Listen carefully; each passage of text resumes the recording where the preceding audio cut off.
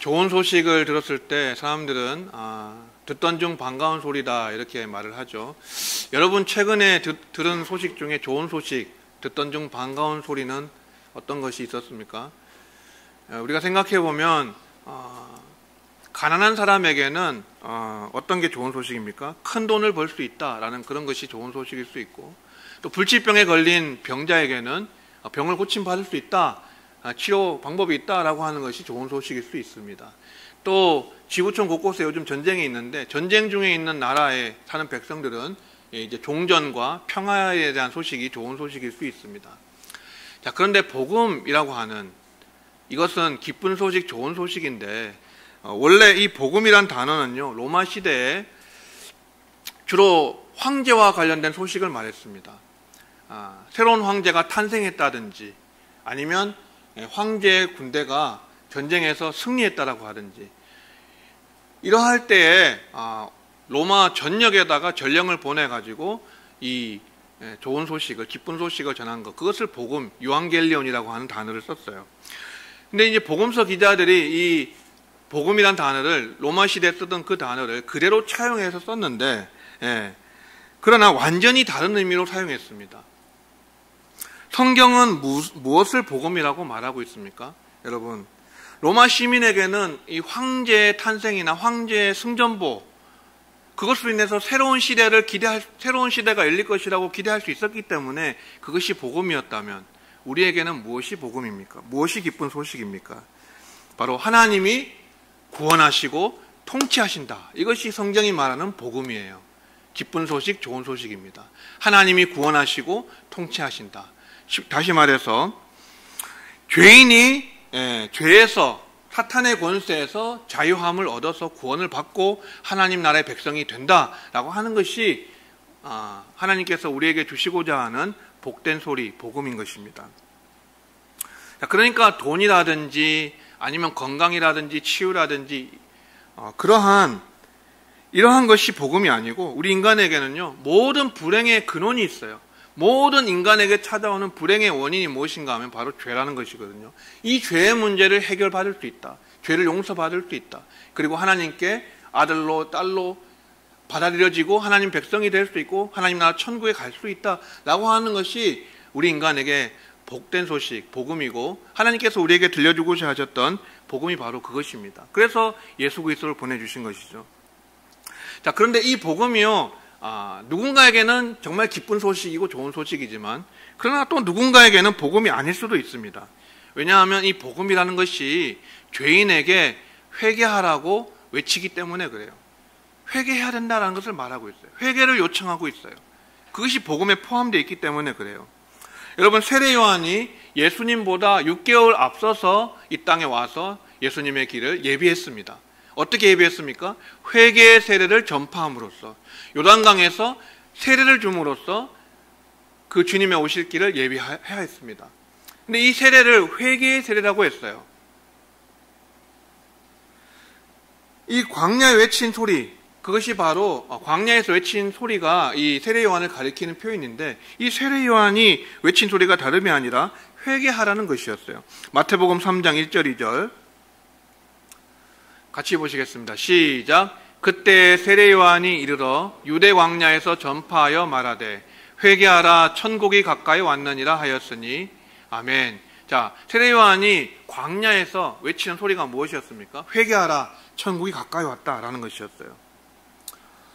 세례 요한의 메시지는요, 이 왕이든 백성이든 가리지 않았습니다.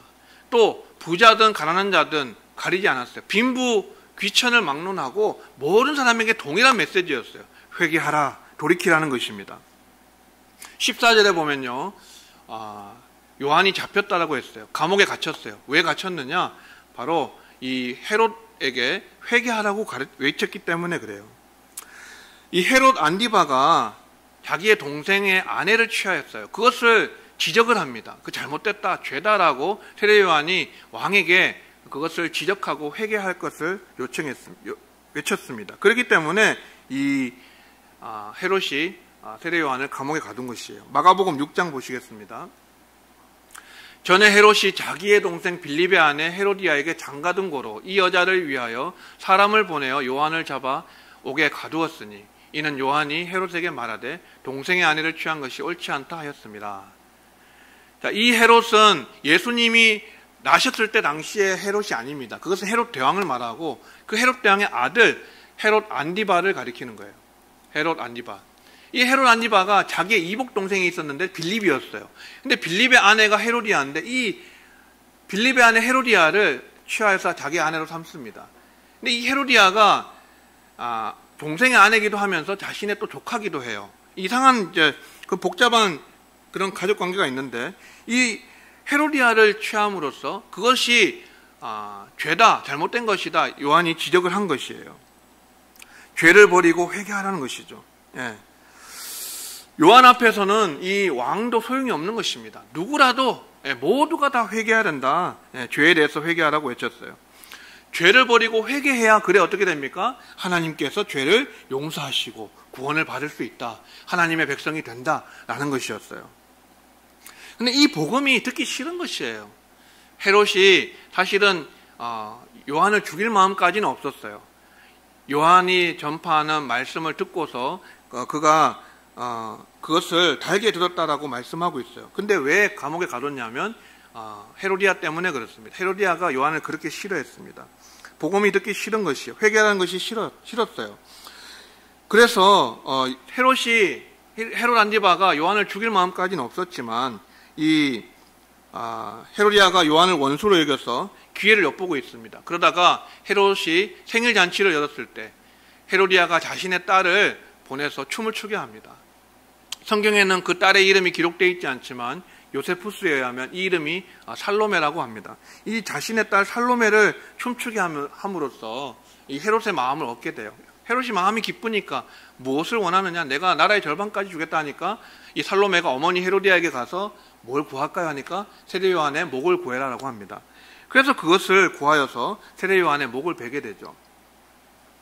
근심하였지만 자기가 한 맹세 때문에 거기에 있는 자들 때문에 어쩔 수 없이 그 세례 요한의 목을 베게 됩니다.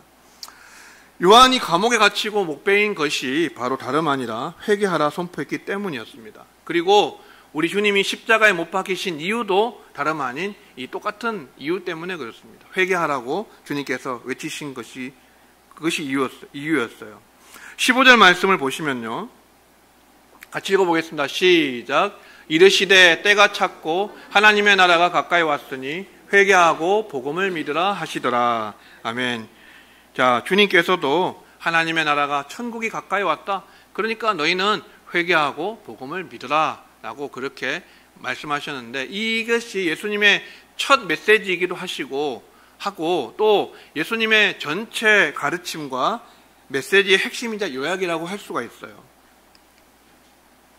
그런데 이것이 복음인데 어떤 사람에게는 이것이 복된 소리이고 복음이지만 또 어떤 사람에게는 이것이 복음이 아닌 것이에요. 사실요, 여러분, 믿으라고 하는 것은 사람들의 마음을 그렇게 불편하게 만들진 않습니다. 복음을 믿으라. 하나님 용서하시고 구원하신다. 하나님의 백성과 자녀가 될 수 있다. 이걸 싫어하는 사람은 없어요. 믿으라는 것은 불편하게 만들지 않아요. 그러나 무엇이 사람들의 마음을 불편하게 합니까? 회개하라 하는 것이 사람들의 마음을 불편하게 하는 것입니다. 회개는 죄로부터 돌이키는 것을 말하기 때문에 그렇습니다. 죄로부터 돌이키려면 어떻게 해야 됩니까? 먼저 자신이 죄인이라는 것을 인정하고 시인을 해야 돼요. 내가 죄인이다 라는 것을 시인하지 않고 인정하지 않으면 회개라는 것을 할 수가 없어요. 시작이 될 수가 없습니다. 그리고 자신의 죄를 아주 슬퍼하고 미워해야 돼요. 그 이전에는, 복음을 듣기 전에는 내가 죄 짓는 것이 아무 감각이 없고 거리낌이 없고 양심의 가책도 없고 그것이 마냥 즐겁고 쾌락을 내게 주어서 좋았다고 한다면은 이것을 깨닫고 나면 어떻게 해야 됩니까? 내가 죄인이라는 것을 깨닫고 나면 죄가 하나님이 미워하시는 그토록 지옥에 보낼 수밖에 없는, 심판하실 수밖에 없는 죄라는 것을 깨닫게 되면 어떻게 해야 됩니까? 죄를 슬퍼하고 미워해야 돼요. 그죠? 그런 감정적인 마음의 변화가 있어야 돼요. 그러나 이것으로는 충분하지가 않아요. 회개는요, 마음을 바꿔야 되고 또 죄를 뉘우치기도 해야 되지만 결국은 방향을 돌이켜야 되는 것이에요. 실제로 삶의 방향을 하나님이 기뻐하시지 않는 방향으로 가는 삶을 돌이켜서 하나님께로 돌아서야 하는 것이에요. 그래서 회개는 마음의 변화만으로는 안 되고요. 반드시 삶의 변화까지 있어야 한다. 그것이 필요하다라는 것입니다. 이 주님의 이 복음을 듣고 회개한 사람은 주로 누구였느냐? 가난한 사람들, 또 세리와 창녀들, 이러한 자들이었어요. 그 당시에 죄인이라고 낙인 찍혔던 사람들, 그 사람들은 회개하고 세례를 받고 예수님을 믿었습니다. 그래서 하나님의 자녀가 됐죠. 그런데 누가 그것을 거부했죠? 듣기 싫어했습니까? 대제사장들, 서기관들, 바리새인들, 이러한 종교 지도자들은 복음을 아주 거부했어요. 듣기 싫어하고 회개를 거부했습니다. 이게 왜 그러냐면 자신의 죄를 버리기가 싫은 거거든요. 그리고 삶을 바꿀 마음이 없는 것입니다. 그래서 결국 자기들의 죄를 지적하고 책망하신 예수님 어떻게 합니까? 십자가에 못 박도록 내어주는 거예요. 십자가에 못 박는 것이에요. 자, 제가 지난주에 너는 나를 따르라 라는 말씀의 제목으로 설교하면서 믿음과 따름은 분리가 되지 않는다고 말씀드렸어요. 그죠? 예수님을 믿는 그리스도인은 반드시 그리스도의 제자가 되어야 한다. 믿음은 따름과 같은 의미다라고 말씀을 드렸습니다. 그리고 오늘 본문은요, 이 믿음과 회개의 관계가 어떠한가에 대해서 우리에게 말씀해주고 있어요. 주님께서 회개하고 복음을 믿으라라고 이렇게 하셨는데, 복음을 믿기 위해서 반드시 뭐가 전제가 되어야 됩니까? 회개가 전제가 된다라고 하는 것이에요. 어떤 사람이 예수님을 믿는다라고 할 때 그 사람은 반드시 뭐를 한 사람이어야 되냐면 회개한 사람이어야 한다는 것이에요. 죄로부터 돌이킨 사람이어야 한다는 것이에요. 방향을 바꾼 사람이어야 한다는 것이에요. 하나님을 향해서 완전히 삶의 모든 전반의 영역을 다 돌이켜야 한다는 것이에요. 하나님이 기뻐하시지 않는 죄를 버리고 주님께로 향하는, 그것이 전제가 될 때 우리는 믿는 사람이다라는 것이에요. 어떤 사람들은 스스로 나는 그리스도인입니다, 나는 예수님을 믿습니다라고 그렇게 생각하고 말하기도 합니다. 그러나 그들의 삶 속에 전혀 회개의 흔적을 찾아볼 수 없고 전혀 회개의 열매를 찾아볼 수 없는 그런 사람들이 굉장히 많습니다. 하나님이 미워하시는 이 죄를 버리지 않고 그 가운데 그대로 거하면서 나는 믿고 있다라고 생각하고 말하는 것이에요. 여러분, 그런 믿음은요 있을 수가 없습니다. 엄밀하게 말하면 성경이 말하는 믿음은 회개를 동반한 믿음이지, 회개와 믿음이 같이 가는 것이지, 회개 없는 믿음이라는 것은 성경에 있지 않는 것이에요.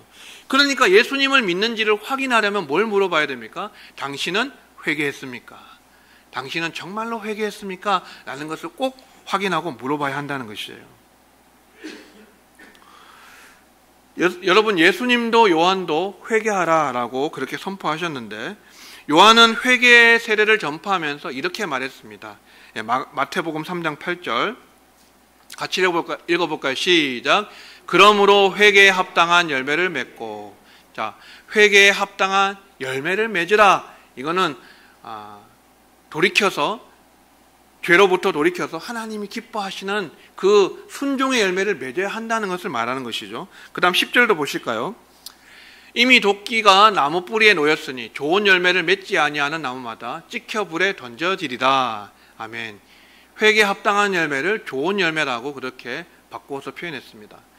결국은 하나님이 기뻐하시는 선의 열매, 의의 열매, 성령의 열매를 맺는 것이 회개에 합당한 열매라는 것이죠. 그러지 않으면 어떻게 됩니까? 하나님께서 도끼로 이 나무 뿌리를 찍어서 불에 던져 살인다는 것이에요. 자, 물론 이것은 마지막, 하나님께서는 오래 참으시기 때문에 우리에게 계속해서 기회를 주십니다. 계속해서 시간을 주십니다. 어떤 사람은 주의 재림이 더디 오는 것 같이 여겨지지만 그 이유에 대해서 베드로는 뭐라고 말했습니까? 아무도 멸망하지 않고 다 회개하기에 이르기를 원하시기 때문이다라고 말했어요. 하나님은 오래 참으세요. 우리에게 계속해서 기회를 주세요. 혹시라도 기다리시면 또 회개할까봐, 돌이킬까봐 기다리십니다. 그러나 영원히 기다리시진 않아요. 반드시 그 심판의 날이 있고 주님의 재림의 날이 있어요. 그때까지는 시간이 주어지지만, 그러나 그 전에 회개하지 않으면, 우리가 돌이키지 않으면요, 사람들이 돌이키지 않으면 결국은 하나님께서 심판하실 수밖에 없다. 찍어서 불에 던져버린다라고 말씀하고 계십니다. 자, 이렇게 회개에 합당한 열매를 맺는 것은 다시 말씀드리지만 죄를 버리는 것으로부터 시작합니다. 그리고 하나님이 기뻐하시는 일을 적극적으로 행하는 것을 말합니다. 요한의 회개라는 선포가 이 당시에 많은 종교 지도자들의 마음을 불편하게 했어요. 마찬가지로요, 이후에 예수님 이후에 바울 사도가 복음을 전할 때에도 많은 유대인들이 바울이 전하는 이 복음의 말씀을 듣고 불편해했습니다. 미워했습니다. 그래서 바울을 핍박합니다. 사도행전 26장 말씀. 먼저 다메섹과 예루살렘에 있는 사람과 유대 온 땅과 이방인에게까지 회개하고 하나님께로 돌아와서 회개에 합당한 일을 하라 전함으로 유대인들이 성전에서 나를 잡아 죽이려고 하였으나. 아멘. 자, 이 바울의 간증 속에 나오는 내용입니다. 바울이 다메섹 도상에서 부활하신 주님을 만나고 그는 3일 동안 눈이 멀어요. 그죠? 앞을 보지 못하면서 식음을 전폐하고 회개합니다. 철저한 회개로 마음을 돌이키고 변화하고, 그리고 그는 완전히 삶의 방향이 바꾸어서 주님을 향한 생명을 드리기까지 은혜의 복음을 증언하는 일을 마치기 위해서 순교도 각오하면서 그렇게 복음을 전했습니다. 완전히 삶이 달라졌어요. 그러면서 다메섹에부터 시작해서 예루살렘까지, 그죠?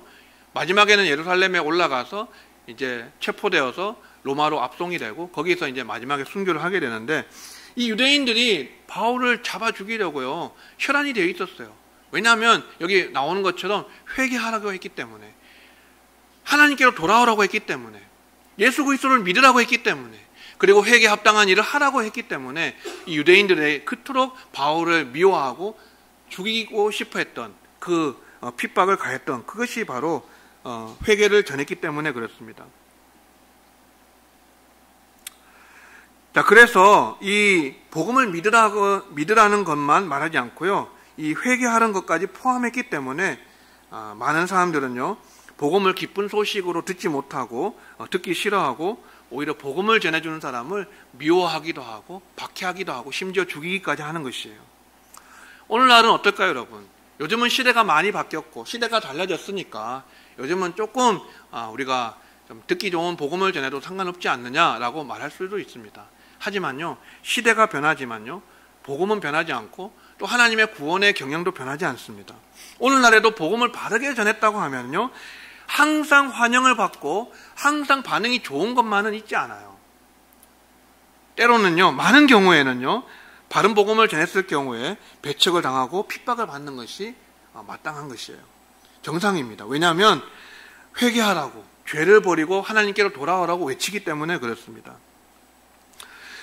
그런데 만약에 회개는 딱 빼버리고 믿음만 얘기한다면, 그리고 예수님을 믿고 복을 받는다고 한다면, 그것만 전한다면 그것이 온전한 복음일까? 그거는 절대 온전한 복음이 될 수가 없어요. 믿으면 잘 되고 복을 받는다라는 것, 물론 그것도 구원에 포함된 내용입니다.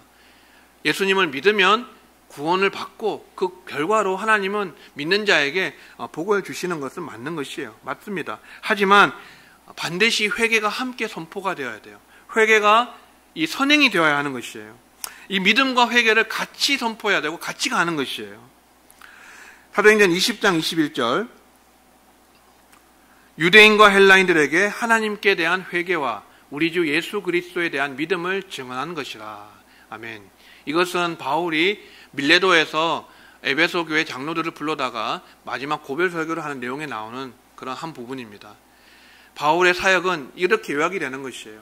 유대인이든 이방인이든 어떤 사람이든지 할 것 없이 하나님께 대한 회개, 그죠? 죄로부터 돌이켜서 하나님께로 향하는 것, 그리고 예수님을 믿는 것, 이 믿음, 회개와 믿음을 같이 증언했다라고 그렇게 말하고 있습니다. 자, 이것이 온전한 복음이라고 할 수 있습니다. 회개와 믿음, 믿음과 회개가 같이 선포되는 것, 이것이 온전한 복음이다라는 것이에요. 죄에서 돌이켜서 예수님을 믿으라, 그러면 구원을 받는다라는 것입니다. 자, 바울만 그런 것이 아니라 베드로도요 똑같은 얘기를 했습니다. 베드로가 오순절날 그때 성령의 강림이 있어서 마가 다락방에 120문도가 성령의 충만함을 받고 다른 방언으로 말하기 시작하니까 16개국에서 온 유대인들이요 자기의 난곳 방언으로 듣게 됩니다. 그러니까 이들이 놀라가지고 어떤 사람은 조롱을 해요. 이들이 술이 취했다라고 말하니까, 조롱하니까 이 베드로가 그 수많은 유대인들 앞에서 설교를 하는 것입니다. 오순절 설교를 하는데, 그러면서 뭘 얘기하냐면 핵심적인 메시지가 뭐였냐면 예수님의 죽으심과 부활이었어요. 주님의 십자가와 부활 사건을 전했어요. 너희가 십자가에 못 박은 이 예수를 하나님이 주와 그리스도가 되게 하셨느니라. 그 끝에 이 얘기를 합니다. 너희가 예수님을, 의로우신 자 예수님, 하나님 보내신 메시아를 십자가에 못 박아 죽였다. 근데 하나님이 부활하게 하셔서 주와 그리스도가 되게 하셨다라고 그렇게 얘기하니까 유대인들이 듣고 마음에 찔림을 받았습니다. 찔리니까 뭐라고 말하냐면, 그러면 형제들아 우리가 어찌할꼬? 라고 묻습니다. 형제들아 우리가 어찌할꼬? 그때 베드로가 뭐라고 말하냐면, 사도행전 2장 38절 우리 같이 읽겠습니다. 시작. 베드로가 이르되 너희가 회개하여 각각 예수 그리스도의 이름으로 세례를 받고 죄사함을 받으라. 그리하면 성령의 선물을 받으리니. 아멘. 자, 이게 구원을 핵심적으로 요약해서 말하는 것입니다. 회개하라. 이게 먼저예요. 회개해야 죄 용서함을 받고 성령의 선물을 받는다. 이게 구원을 요약적으로 말하는 것이에요. 자, 이렇게 바울도 베드로도요, 구원에 있어서 회개가 반드시 포함되어야 한다, 반드시 선행되어야 한다라는 것을 필수 요소임을 강조를 했어요. 여러분, 신학을 공부하다 보면 특별히 조직신학의 분과에서는 구원론이라는 파트가 있습니다. 조직신학은 뭐 인간론부터 해서 신론, 인간론, 그리고 구원론, 종말론, 성령론, 이런 교회론 여러 가지를 다루는데, 그 중에 구원론이 중요하다고 할 수 있는데요. 구원론에서 가장 핵심은 뭔가 하면은 구원의 서정을 다루어요. 구원의 서정. 구원이 어떤 순서로 이루어지느냐 하는 것을 학자들이 요약한 것을 구원의 서정이라고 합니다. 자, 한번 보시면요. 소명, 부르심이죠. 하나님의 부르심. 물론 여기에 기록되지 않은 것은 이전에 뭐가 있냐면 예정이 있습니다. 하나님의 택하심, 예정이 있어요. 근데 소명으로부터 시작하죠. 하나님의 부르심, 성령의 유효적 부르심, 제가 그때 한번 말씀드렸죠. 부르심이 있고요. 그 다음에는요, 중생이 있어요. 거듭남. 하나님께서 다시 살리시는, 죽은 영을 살리시는 중생이 있고, 그 다음에 회개 또는 회심이 있습니다. 회개와 회심이 여기 들어가요. 구원의 그 서정 속에 들어가고요. 그 다음에 믿음, 신앙이죠. 그 다음 칭의, 하나님이 의롭다 칭해 주시는 법정적인 선언의 사건. 양자는 뭐냐면 하나님의 아들로 받아들여지는 것. 수양이라고 말하죠. 하나님의 아들로, 양자로 입양이 되는 것을 말합니다. 하나님 아들로 받아주시는 것. 그 다음에 성화죠. 일평생에 걸쳐서 예수님을 믿은 이후로 주님 나라 가는 그날까지 날마다 거룩한 삶의 열매를 맺어 거룩하게 변화되는 것. 그 다음에 견인, 구원에서 탈락되지 않습니다. 그런데 성도는 반드시 참고 견디는 과정을 거쳐요. 그리고 영화의 단계, 주님의 나라에서 마지막 그 구원의 완성이 이루어지는 그 영화에 있습니다. 이러한 단계, 이것이 있는데, 이것은요 발생의 순서라기보다는 논리적인 순서에 따른 것이에요. 이거 다음에 이거 다음에 이거, 이렇게 이루어진다는 것을 의미하는 것이 아니라 어떤 논리적인 순서로 신학자들이 이렇게 역사적으로 오랫동안 논의를 거치고 연구를 거쳐서 이렇게 정리를 한 것입니다. 여기에 여러분, 구원에 있어서 믿음이 전부인가요? 믿음이 굉장히 중요하지만 믿음이 없이는 의롭다 칭함을 받지 못하는, 칭함을 받는 의신칭의가 이루어지지 않죠. 그래서 믿음은 굉장히 중요한 요소긴 하지만 그런 믿음이 전부는 아니에요. 그죠? 회개도 있고 성화도 있어요. 우리의 결단과 우리의 삶의 변화를 굉장히 포함되어서 말하고 있습니다. 자, 그래서 회개도 반드시 있어야 되고, 물론 믿어야 구원을 받습니다. 그러나 회개 없는 믿음은요 반쪽짜리예요. 반쪽짜리. 죄에서 돌이키지 않고는 주님을 믿을 수가 없습니다. 그리고 주님을 믿는다고 하면서도 여전히 죄 가운데 거하고 있다고 하면은 그것은 믿는 것이 아니라는 것이에요. 회개와 믿음은 같이 가는 것이다. 그래서 주님은 회개하고 복음을 믿으라, 회개하고 믿으라, 회개와 믿음을 같이 얘기하시는 것입니다. 여러분, 세례 요한이 요단강에서 회개의 세례를 전파하고 있을 때 그는 회개에 합당한 열매를 맺으라고 사람들에게 외쳤습니다. 그러니까 이 사람들이 나와서 묻습니다. 우리는 무엇을 할까요? 우리가 무엇을 하면 좋겠습니까? 라고 하니까 누가복음 3장 11절 이렇게 말하죠. 옷 2벌 있는 자는 옷 없는 자에게 나눠줄 것이요, 먹을 것이 있는 자도 그렇게 할 것이니라. 아멘. 자, 구체적인 삶의 변화와 실천을 얘기하는 것이에요. 자, 자기만 따뜻하게 입지 말고 헐벗은 자를 보면 입혀주라는 것이에요. 그죠? 예. 그 다음에 나만 배부르게 먹지 말고 가난한 자에게, 먹을 것이 없는 배고픈 자에게 먹여주라는 것이에요. 그것이 회개에 합당한 열매다라는 것입니다. 하나님의 뜻을 실천하고 삶의 실질적인 변화를 말하는 것이에요. 그러니까 세리들도 나와서 물었어요. 우리는 그럼 뭐 어떻게 할까요? 그러니까 세리에게는 이렇게 말해요. 13절. 부과된 것 외에는 거두지 말라. 이렇게 말합니다. 자, 자기 멋대로 어떻게 금액을 정해가지고 로마 제국에서 정해준 그 금액 이상을 막 그렇게 거두어서 착복하지 말라는 것이에요. 정직하게 세금을 거두어 드리라 라고 그렇게 세리들에게는 말한 것입니다. 그러니까 군인들도 나와서 물어요. 우리는 또 무엇을 할까요? 라고 하니까 14절 말씀. 사람에게서 강탈하지 말며 거짓으로 고발하지 말고 받는 급료로 족한 줄로 알라. 이렇게 말했습니다. 받는 급료로 생활하고 사람들에게 강탈해서 빼앗아서 그렇게 하지 말라는 것이에요. 자, 이렇게 회개라는 것은요, 회개에 합당한 열매는 삶에서 구체적인 변화가 일어나도록 돌이키고 고치는 것, 그것을 회개라고 하는 것입니다. 죄를 슬퍼하고 미워하는 것, 그런 마음의 변화만으로는 회개라고 말할 수가 없어요. 그리고 나의 죄를 회개합니다, 회개합니다, 죄를 슬퍼하면서, 그죠? 입으로 자신의 죄를 고백하는 것만으로도 부족해요. 그럼 어떻게 해야 돼요? 하나님의 말씀에 대한 순종, 그리고 구체적인 실천까지 가야 이것을 회개라고 말할 수가 있다는 것이에요. 여러분, 아까 구원의 서정에서 믿음 이후에 또 뭐가 있어요? 성화가 있죠, 성화. 믿음 이전에는 회개가 있고 믿음 이후에는 성화가 있어요. 성화 이전까지는 다 구원의 과거적인 측면을 말합니다. 근데 성화는 구원의 현재적인 측면을 말하는 것이에요. 오늘 우리가 구원을 어떻게 이루어 가야 하는가 라는 부분을 얘기하는 것이에요. 근데 이 성화가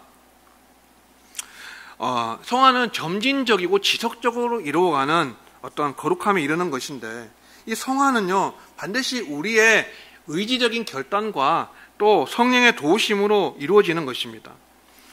그러면 회개도 있고 성화도 있는데 이 차이점이 무엇이냐, 회개는 무엇이고 성화는 무엇이냐라고 했을 때, 회개는요 죄를 뉘우치고 돌아서는 것, 하나님께로 돌이키는 것, 그것을 강조하는 면이 있고요, 성화는 계속해서 죄로부터 멀어져서 순종의 삶으로 삶 속에서 거룩한 열매를 맺어가는 그러한 것을 강조하는 것입니다. 주님의 거룩하심을 닮아가는 그런 것을 성화라고 하는 것이죠. 여기에 우리의 의지적인 결단이 있어야 되고 반드시 순종과 실천이 수반되어야 하는 것입니다. 회개가 성화의 시작이라고 한다면 성화는 회개의 지속적인 결과라고 할 수 있습니다. 자, 믿음과 더불어서 이 모든 과정, 성화를, 회개와 성화를 포함한 이 모든 것을 아울러서 우리는 구원이다라고 말하는 것이에요. 그러니까 구원을 단지 믿음에 국한돼서 말하는 것은요 굉장히 좀 위험한 것이라고 할 수 있어요. 근데 우리가 믿음이 마치 구원의 전부인 것처럼 생각하는 그런 오류에 쉽게 빠지기도 합니다.